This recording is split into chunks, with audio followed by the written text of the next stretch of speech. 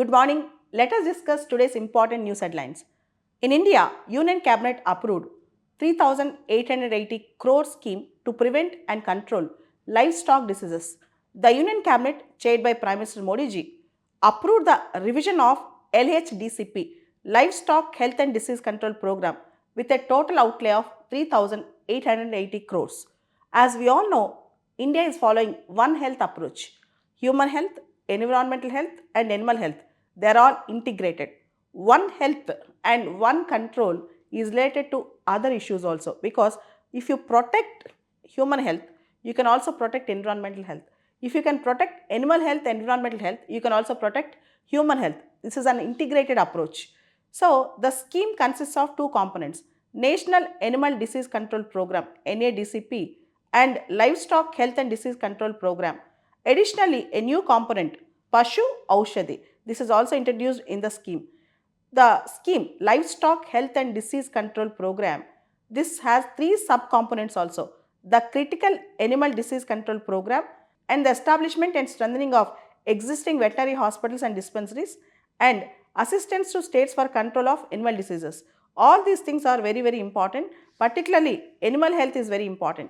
India is recognized as a biodiversity rich country with a wide variety of animal and crop species. To maintain this biodiversity is very crucial, as genetic diversity worldwide is very, very important, and to protect the biodiversity we need to prevent and control the diseases in the wild stock and livestock also. For that reason, Cabinet approved 3,880 crore scheme to prevent and control the livestock diseases in India. The total outlay of the scheme is 3,880 crores for 2 years, that is 2024-2025 and also 2025-2026, which includes a provision of 75 crores to provide good quality and affordable generic veterinary medicines and incentive for the sale of medicines under Pashu Aushadhi component. We have a component called Pashu Aushadhi, good quality generic medicines for animals.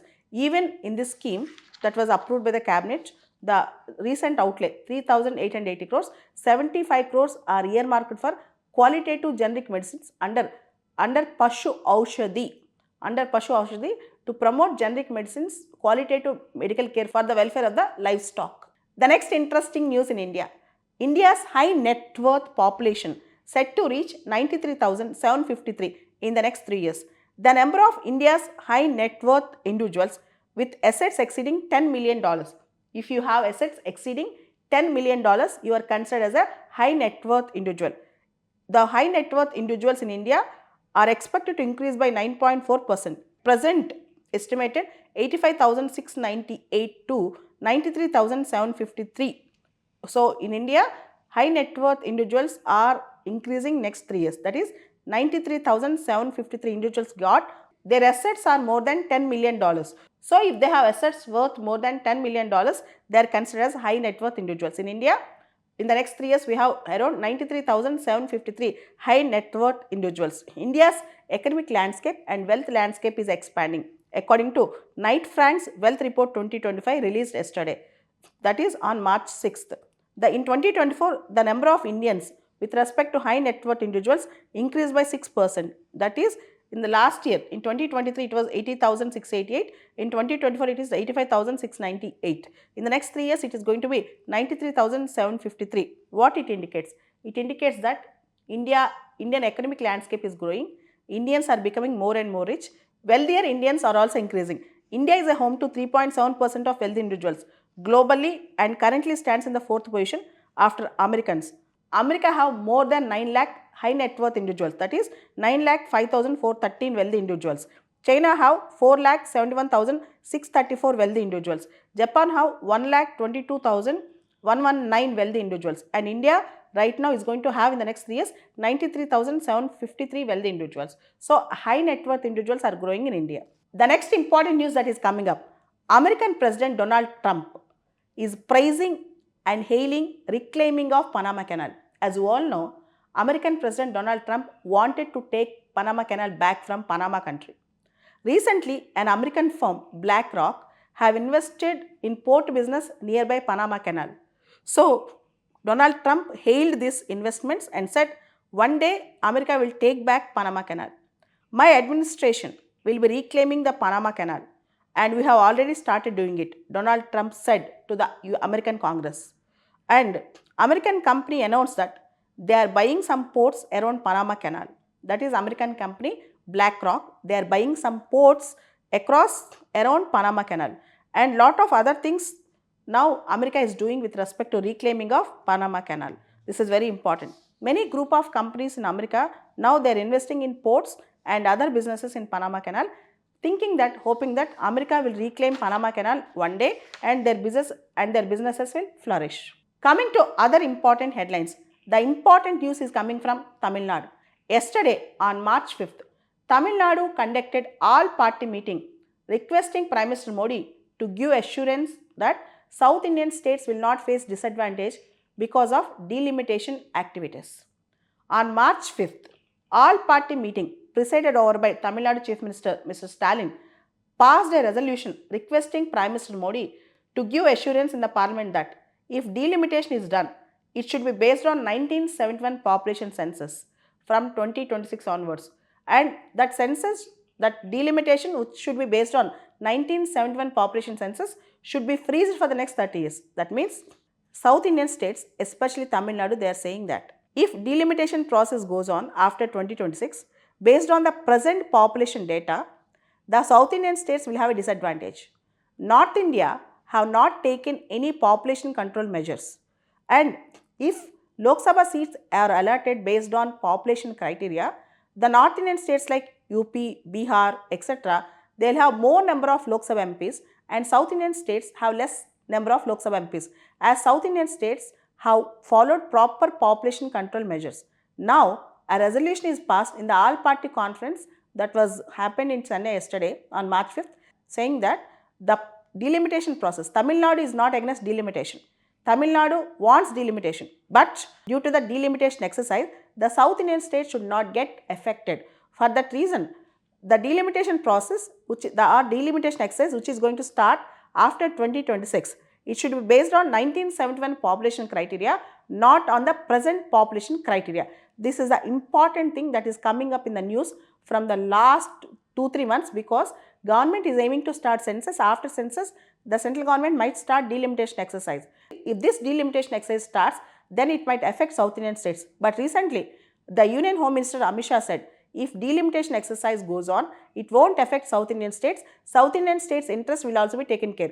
But South Indian states are not happy with the delimitation process if the delimitation happens based on the present population criteria. For example, Tamil Nadu have 39 Lok Sabha seats.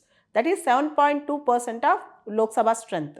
Now, if due to delimitation, if North Indian states will have more number of Lok Sabha seats, if Lok Sabha seats gets increased, the percentage of South Indian seats will get decreased. So, Tamil Nadu is saying our voice, our values, particularly not only Tamil Nadu, AP, Telangana, Kerala, Karnataka, all these states' voice will be culled, will be suppressed if North Indian MPs dominate the Lok Sabha. That is the claim that is being made, that is the apprehension that is the South Indian states have with respect to delimitation. So, an all-party meeting was conducted. Even the Vijay Party, Tamilaga Vetri Kalagam, also attended the meeting, and Vijay Party, the recently launched Vijay Party, also supported the claim that South Indian states will get a disadvantage if delimitation will not take care of other points also. The next interesting news is coming up from Africa. Recently, American President Donald Trump insulted a small country in Africa. The name of the country is Lesotho. You know what Donald Trump have said about that? Nobody has heard about this country. What do you mean by Lesotho? Now, Lesotho's foreign minister said he was shocked and insulted by American President Donald Trump, saying that nobody has heard about this African country, and invited Donald Trump to visit Lesotho. American President Donald Trump mentioned Lesotho in his address in American Congress, saying that while listing some of the foreign spendings he has cut as appalling waste. So, America is cutting the foreign spending as an appalling waste of money. American President Donald Trump also mentioned in the American Congress $8 million to promote LGBTQ communities in the African nations like Lesotho, which nobody has ever heard of. Donald Trump said, and entire Congress laughed. Lesotho's foreign minister said, these remarks are quite insulting. In fact, in the international law, you might be small or big. You are an independent country, you are a sovereign country, and you are not expected to receive such humiliating remarks, insulting remarks. Now, Lesotho expressed a strong protest over Donald Trump's remarks that he has never heard of a African country named Lesotho. The next important news is coming up from Pakistan. Suicide bombing at Pakistan military site kills 13. Suicide bombers driving vehicles filled with explosives slammed into security installation in northwest Pakistan, killing at least 13 civilians, including 6 children and 5 soldiers and also policemen. The blast brought down the roof of a nearby mosque and many residents also got injured. The next bad news, worrying news is coming up from London. On March 6, 2025, our External Affairs Minister, Mr. Jaishankar, was subjected to humiliation and insultation by Khalistan extremists in London while departing from an event at Chatham House, a prominent policy institute. The incident involved heckling, an attempt to breach security, and the tearing of Indian national flag by the Khalistani protesters. London police did not reportedly intervene. This event has raised serious concerns about the security and safety of Indian diplomats abroad, rising extremism in diaspora communities, and the response to the host nation to such incidents. Our External Affairs Minister, Mr. Jaishankar, he was in Chatham House, and a Khalistani supporter attempted to charge towards his vehicle in an aggressive manner. The individual also tore the Indian flag in front of UK police officers. The incident was captured on video and was widely circulated on social media, sparking an outrage in India. Competitive exam సంబంధించి ప్రత్యేకంగా civil services exam సంబంధించి ఏ option choose చేసుకోవాలి, preparation ఎప్పుడు start చేయాలి, ఏ books refer చేయాలి, ఇలాంటి doubts ఉంటే CSBIS అకాడమీని contact అవ్వచ్చు. దీనికి సంబంధించి నా పర్సనల్ అపాయింట్మెంట్ ఈ వీడియో పైన డిస్ప్లే అవుతున్న కాంటాక్ట్ నెంబర్కి ఫోన్ చేసి తీసుకోవచ్చు.